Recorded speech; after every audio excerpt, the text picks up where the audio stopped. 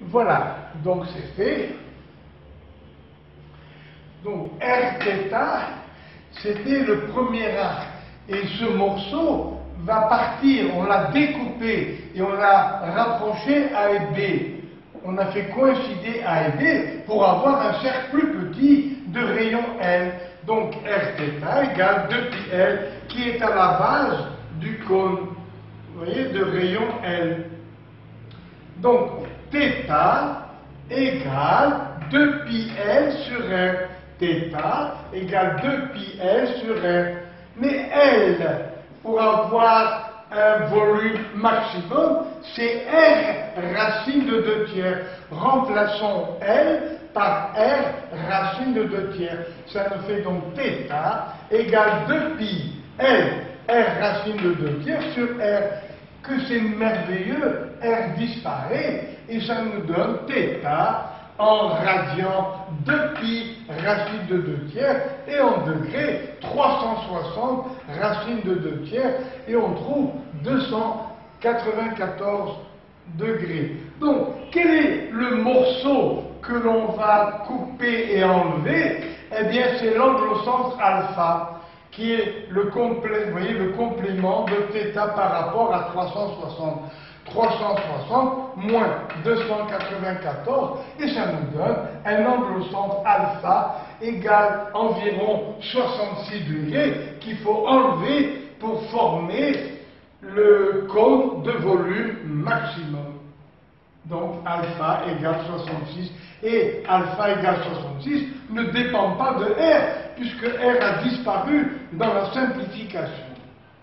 Et moi-même, j'ai cru bien faire en ajoutant encore de petits rappels. Alors, qu'appelle-t-on secteur circulaire?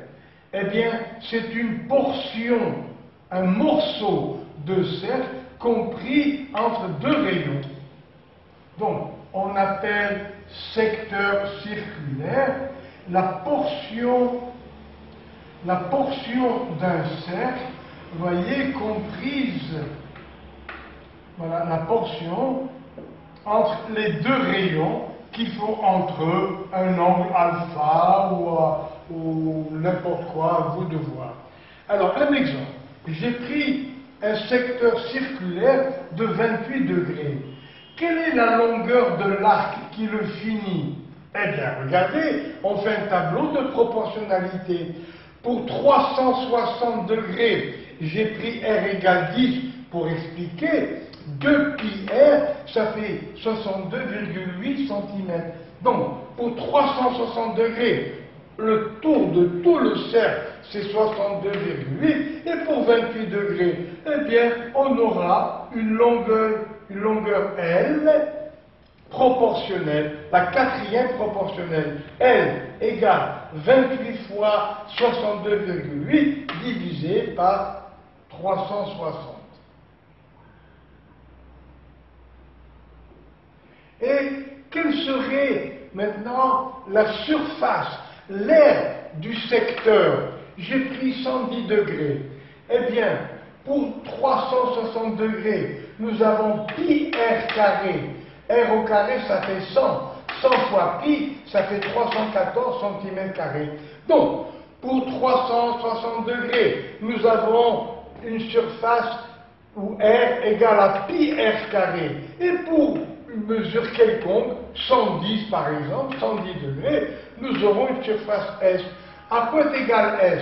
C'est la quatrième proportionnelle. S égale 110 fois 314 divisé par 360 et on aura le résultat en centimètres carrés.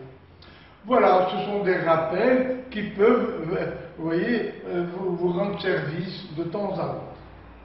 Alors, merci, je vais préparer le tableau pour l'exercice numéro 3.